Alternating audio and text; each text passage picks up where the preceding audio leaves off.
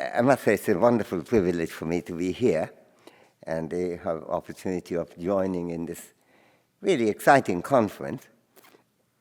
I have had the privilege of knowing Provost Minor just only a short while ago, as he mentioned, and I was very touched by his kindness. And I'm very happy that so many people take an interest in this subject.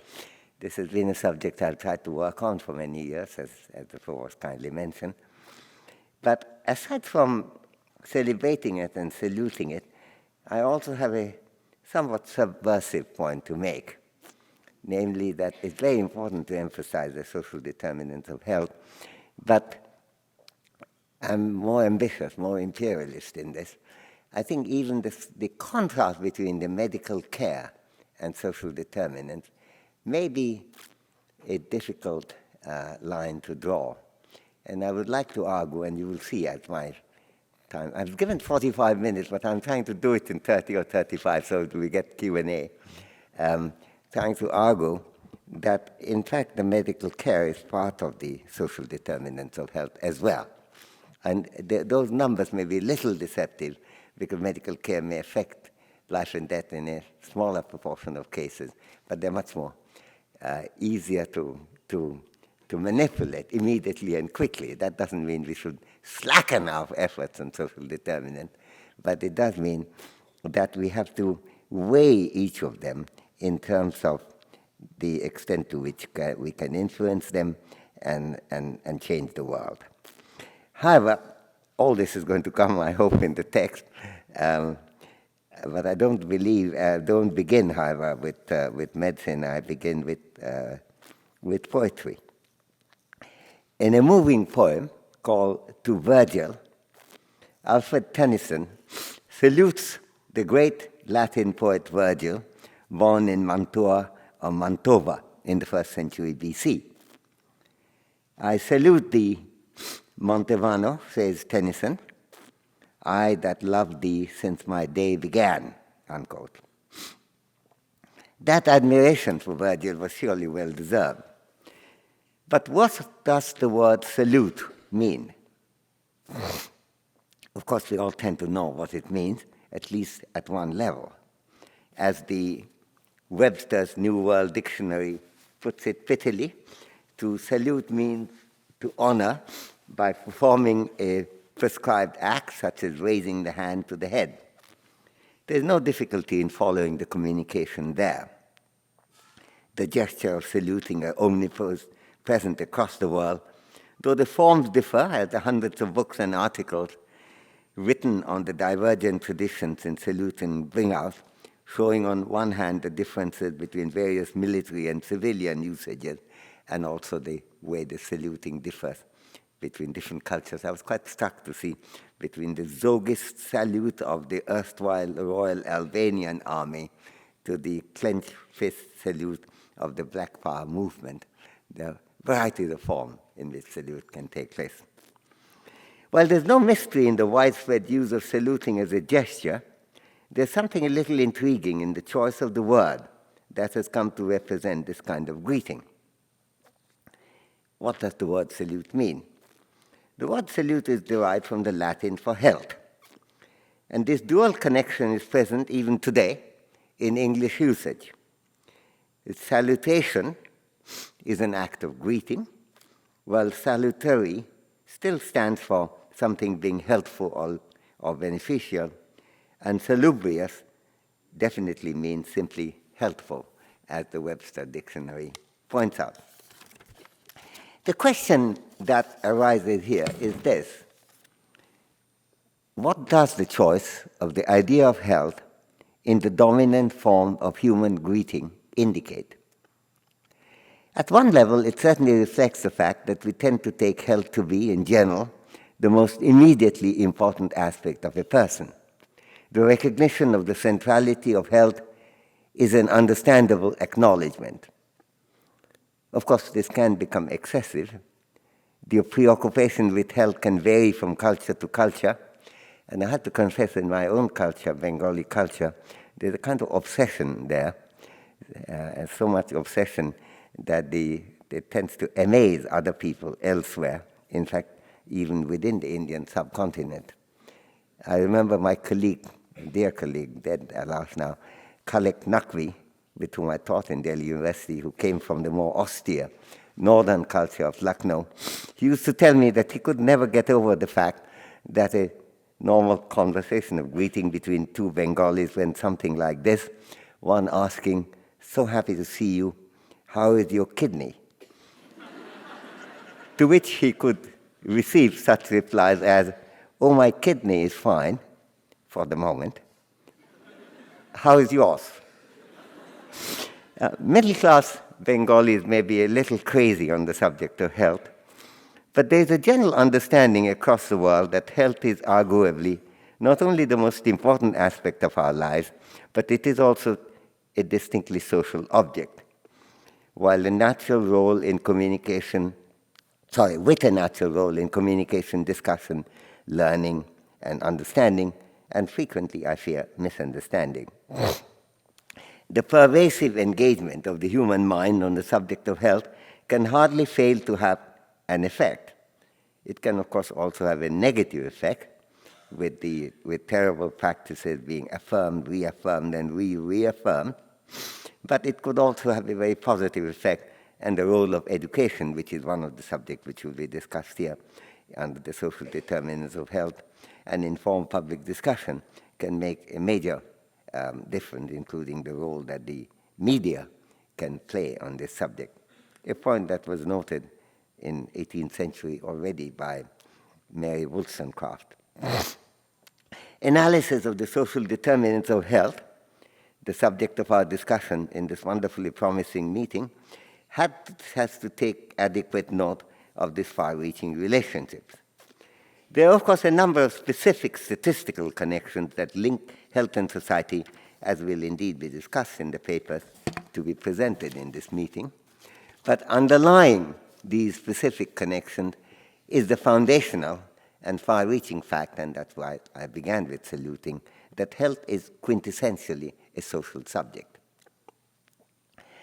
Underlying the motivation for, or behind the motivation for investigating the social determinants of health are both epistemology and practical reason. We want to know what factors determine the health of people, how that determination links with the kind of society we have, what explains the fact that human beings with basically similar biological heritage can end up having such diverse health experiences. The Provost pointed out how much, despite higher expenditure in healthcare in the US, how the average performance is often very low. On top of that, of course, the differences are radical. I mean, having lived in Europe, I know that there are very complicated cases where the first thought that will occur to you is how to go, well, to Hopkins or to Boston to seek medical care. So you could get the finest, and yet on the other end, a phenomenon which would be unknown to me at that time in England, that there would be people who had no medical care at all or hardly any. It's the inequality that is quite dramatic in this context. So the nature of the medical services that are on offer can be extremely important, and that I do want to emphasize, but the determining influences stretch well beyond that immediate linkage. And if the knowledge of these connections is important in itself, epistemology we have to recognize as partly its own reward. We want to know what the social determinants are. The usefulness of this knowledge in enhancing human life and in improving the world around us would be hard to overestimate.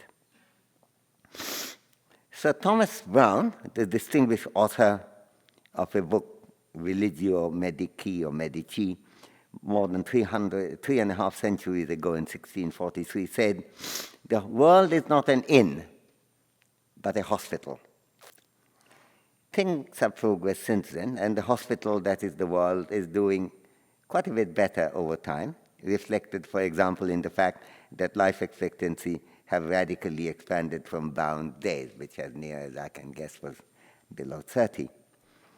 And yet the prevalence of treatable but untreated ailments across the globe is still shockingly large.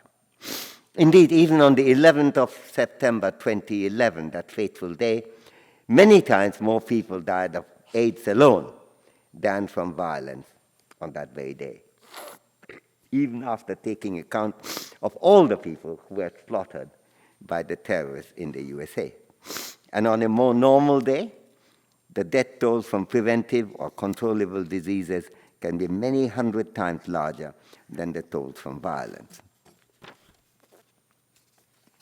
While terrorism may kill thousands, it was estimated about a decade ago, I couldn't get a more later estimate, that more than 20 million deaths per year from treatable illnesses around the world could be prevented by one of those various changes to which Dr. Miner referred.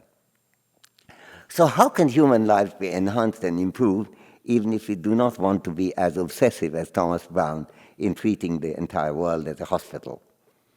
A wide range of policies and actions have powerful influence on our health, and these must be taken into account in evaluating the use of resources for the pursuit of good health. Indeed, in dealing with policy making, it is important to go beyond healthcare facilities into general economic and social arrangements, which can have very important effects on health. Health is influenced not just by healthcare and the use of medicine, but also, for example, by the general economic prosperity and social cohesion, as well as by economic and social inequalities. And this subject has been, the distinction between good health policy and good policy for health has been one of my preoccupations, and indeed I'm very privileged. A number of my students, including Jennifer Ruger with the book Health and Social Justice, have pursued that, and there's still some people doing right now. My friend Michael Marmot has been very concerned with that, dealing particularly with the question of status, to which also Dr. Miner referred, and how depending on your station in life, your mortality rate could vary, but vary not, as some people think, connected with only income, but also mental considerations, the unfreedom that being in a position on which you are sat upon produces. So freedom and unfreedom has a major impact on mortality. But on top of that, there is a question of medical service too. And if I look at one of my friends, Michael Marmot, on one side, I look also at Paul Farmer and Pathologies of Power, how inequality can affect the availability of medical care enormously. I might take this opportunity here to salute, if I may use the word again, I don't know how much it's flourishing still, but I remember reading a lot, the really fantastic work that the Hopkins medical student did in Burma in providing backpack medicine. And these were just pure medicine. They were not changing social determinants.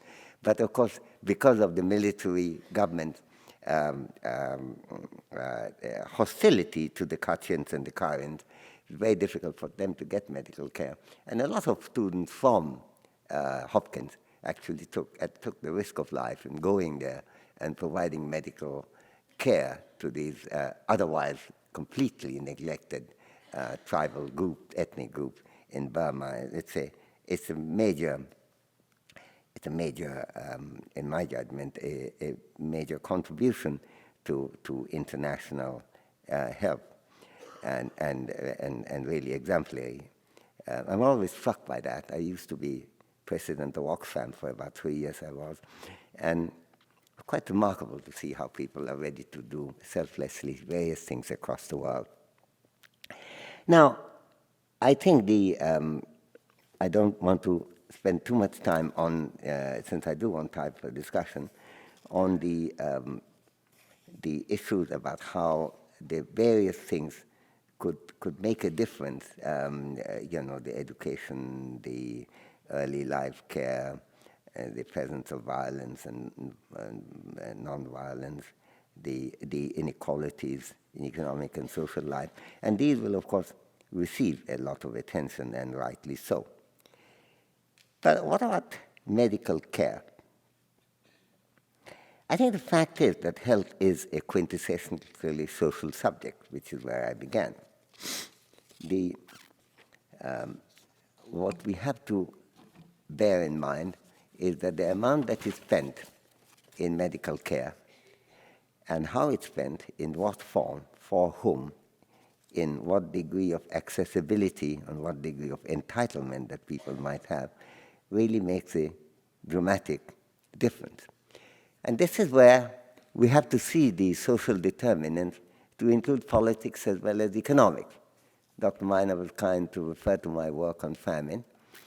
I think the first famine I studied was, in fact, the first famine, the only famine I actually lived inside, namely the Bengal famine of 43, the last famine in India, 4 years before independence, in which up to 3 million people died. It was made possible, there was the question of food and distribution, but there was also, no matter how little or how much food you have, you also need, this was a time to arrange the government to have some kind of relief. You need food in the hands of the government at that time. Well, of course, the government was utterly reluctant to do it. And indeed, they were kind of lulled into a belief that there wasn't a famine going on. The Indian papers were all censored. The English papers took on a voluntary role in not reporting on the famine, while millions were dying around them. And it's only ultimately the protest broke through because of nationalist movement and by a courageous English-owned paper, The Statesman, where the editors, Ian Stevens, whom I came to know much later as a fellow of King's, where he came after tremendous hesitation, decided that he was betraying his profession as a journalist, and stopped that and started producing harrowing reports. I think 16th and 18th of October of 1942 were the great days. And within a week, this was being debated in the parliament in Britain. India, of course, had no parliament under the Raj. And within another week, arrangements for relief began. And by the end of the month, the famine was over. So it's really, that is also social determinant. That's also what we agitate for, what we ask for, what we insist. I always tell my students that one of the most neglected thinkers of 18th century European Enlightenment is Mary Wollstonecraft, and no one discusses it so much, so clearly, both in the Vindication of the Rights of Men and her later book on the Rights of Women, about that it's not just the legal engagement, it's also the media, it's also the public discussion, it's also the education, it's also the way you change the dialogue of a country. And these things are inescapably involved in determining not only all the things that we are discussing rightly and importantly under the standard heading of social determinant, but it also goes to non-standard headings, namely about the politics of what we regard as important, what people know.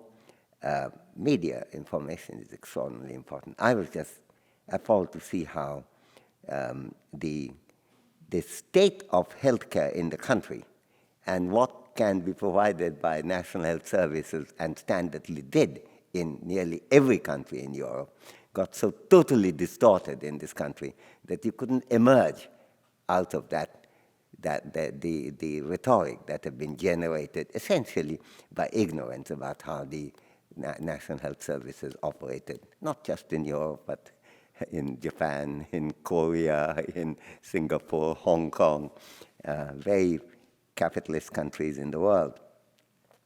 It was, I think the battle was lost with the media, and that battle is extraordinarily important. Now, I think the issue of famine prevention is also connected with the media. I've tried to argue that famines do not take place in democracies mainly because of the democracy and the voting and the media, so you can't hide the information about it. And so that is not surprising that famines take place only under authoritarian rules like colonialism, as in British India or Ireland, or one-party states, as in the Soviet Union in the 30s, and in China, with the failure of the Great Leap Forward policy, in which 30 million people died, and in Cambodia later on, and military dictatorship, as in Ethiopia and Somalia. And the contemporary famine situation in North Korea is a continuing example of that. And these are also part of the social determinants of health, involving politics and ultimately economics. Now, I think the difference, however, is this with famines and other things, is the famines are very easy to politicize. And an editor does not need any kind of skill to politicize it. You have to print a picture of an emaciated mother and a skin and bone baby, and you have written an editorial. But India has actually not had a famine since independence, and that's not surprising given that also democracy came within 2 years of independence. At the same time, the intolerableness of quiet, non-extreme hunger, which debilitates people, makes them more prone to illnesses, makes them more difficult to learn things, affects education, and indeed brain development. These have been much harder to politicize. A contrast is often made between India and China, which often comes up in this context, as to that China had often done very well, not always. I mean, at the height of the famine, it wasn't doing well.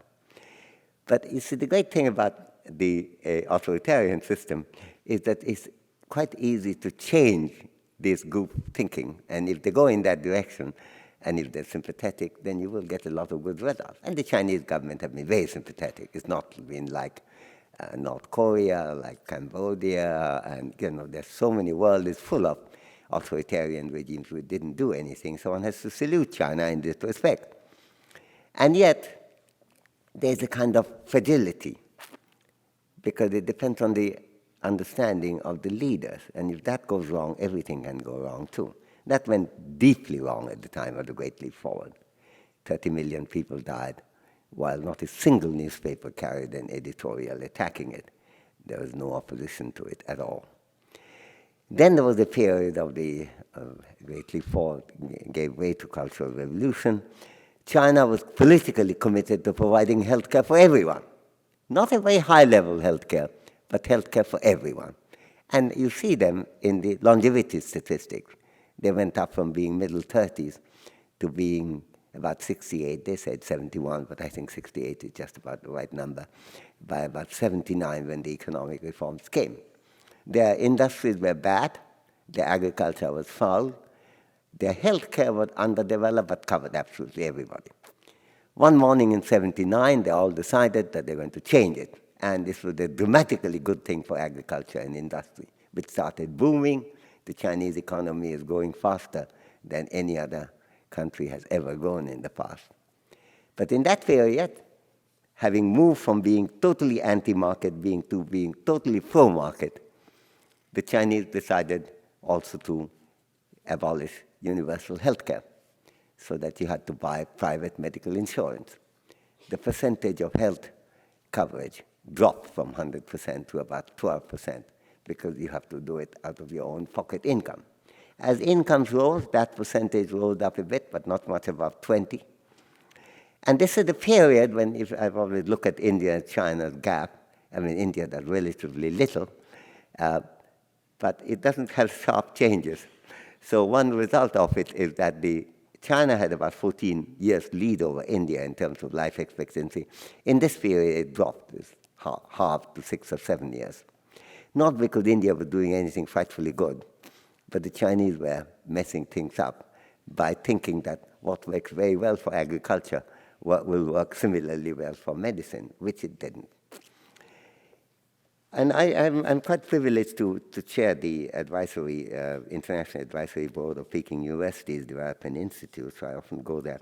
And I remember being frustrated at trying to speak to the Chinese on that, and they was coming pretty much to deaf ears to them. But by the beginning, after about 2000, you begin to see a kind of recognition that the Chinese themselves, nothing to do with my advocacy or anybody else's, but they were beginning to see that something has gone wrong. The Chinese have moved from mid-30s life expectancy to 68, in a period of bad economic performance, and with the most spectacular economic performance in the following 25 years, when it was income per head was tripled or quadrupled. Their life expectancy moved from 68 to 71 years. And that is the time when, again, a change came. But it's a change, unlike in a democracy in India, where you have to carry the entire, you have to get the opposition parties, you have to get everyone with you. It had the effect of basically when about 6 people were convinced to change the policy. And the coverage started going up in 2004. My latest estimate is that Lancet did the coverage of about, I think, 82% about earlier this year. I think it's probably more like 85 or close to 90% actually now. So they're cured, but you can see both the things, that things could move very fast and yet could be very fragile if the understanding changes. And suddenly it could be all washed out, as it was in 79, as it was in 1960, 61. So I think that's what we have to look at. The social determinants of health include, and for me, I hope because democracy is valuable for so many other reasons, is to include a political engagement of a much wider kind than we have succeeded in having in India. It's changing somewhat. Gender inequality, I don't think they get enough credit. I think the feminist movement have succeeded in bringing gender more into public focus in a way that it wasn't. When I first started work on it in the 1960s in Delhi University, several of my colleagues told me that it was an eccentricity on my part. And one of them told me, who was very kind to me, she said, it's an amiable eccentricity. But I don't think anyone would take that view today. So I think that's changed, but it needs to change a lot more. And it's much easier to emphasize certain things like, dowry-related violence and so on, because these are newspaper stories. On the other hand, the quiet hunger, underdeveloped kids, underweight babies, maternal undernourishment, high maternal mortality, not so easy to publicize. So I think this is the enormous area of social engagement that social determinants of health also bring out. Now, I do want time for discussion, and I think I should wind up in a couple of minutes. I had 1 or 2 other things to say, but I think I've said enough to generate, I hope, some controversy. I just want to mention that one thing that's gone wrong in my judgment in the United States in particular is an understanding of what is it that the market does and why is the market economy important. I take the view, I've always taken the view, the market economy is very important. And I remember I visited Brazil recently, and I was told that they had asked me often earlier, and I did go once or twice, but in Latin America. But I think there was first basically the anti-world order thing was very, very anti-market, which in a way I think is a mistake. And then, of course, it turned kind of really murderous, as in Chile, at the time of Pinochet, and football field after football field of people being shot down, because there's no tolerance of that. But Latin America has moved. There's more democracy, the more understanding of the role of the market. Brazil has done dramatically well. As, by the way, has Bangladesh quite a bit. Bangladesh's economic growth rate is way lower than India's. India's been at least 7. This is low this year, 7. The high was 9, and it may come back to that. Bangladesh has been quite a bit less than that. On the other hand, nearly every one of the human development indicators, Bangladesh has overtaken India. And I think that has been possible because of social engagement, in which if I had more time, I could have discussed the greater, more active role of women in Bangladesh had made an enormous difference to that. And of course, the government also has a role. I mean, in India, you see now India's, the public resources in the hands of the government, because of high growth rate, is about 4 times in real terms after correcting for inflation than it was 20 years ago. So the question is how much is committed. It's not just the government. The government recently introduced, it has been often very slow, but even when it does it, like an employment guarantee program or food subsidy program, there's an enormous opposition because the vocality of the middle class in India is enormous. And it's a large middle class, about 200 million or so. And, they have there's nothing wrong with that. They produce great poetry, great films, great theater, great music, great art, and so on. And yet there are other 800 or 900 million people there. So I think the whole issue, I think the two central issues in my judgment, in addition to all the one, and I want to emphasize all the one that this conference is bringing out in social commitment, I have to bring out the issue that the role of the media is extraordinarily important in public discussion and informed public discussion. And I think there is a real lesson in the way the information system has collapsed on the medical understanding in this country, and there is a similar problem elsewhere. And I think when I was in Brazil, I was looking at how these changes take place, as it happened even in the previous government of Cardoso. He's regarded in Brazil as right wing. In America, would be regarded as extreme left wing, I think. But then, of course, under Lula, there was a much greater thing that was being led by public discussion on that. This is really very important. It's important in India, important in China, if it wants to have a more stable, less vulnerable system, and it's important in the United States. But there is a further thing to understand, and that's what I was going to end on. What is the role of the market? I'm pro-market because the market generates good income for people, and it also generates income in the hands of the government to do those things that the government have to do, and the private system cannot. Healthcare, we have known since the work of Kenneth Arrow in 1973, cannot be as easily delivered on a private basis because of asymmetry of information, which is, I don't think there's any economist worth his salt who would deny the importance of the asymmetry of information in healthcare, so that the idea that the market could deliver it is, I think, foundationally wrong. But there's also the question about certain things which are duties of the government, and the market economy still you want prosperity of, because it increases the role it increases the opportunity of the government to do things, provided through social commitment and social agitation we make it possible and viable for the government to do it rather than having to face opposition. And it's not a new idea. In 1776, when Adam Smith, the father of modern economics, published The Wealth of Nations, he made it crystal clear why is it that a good market economy is important.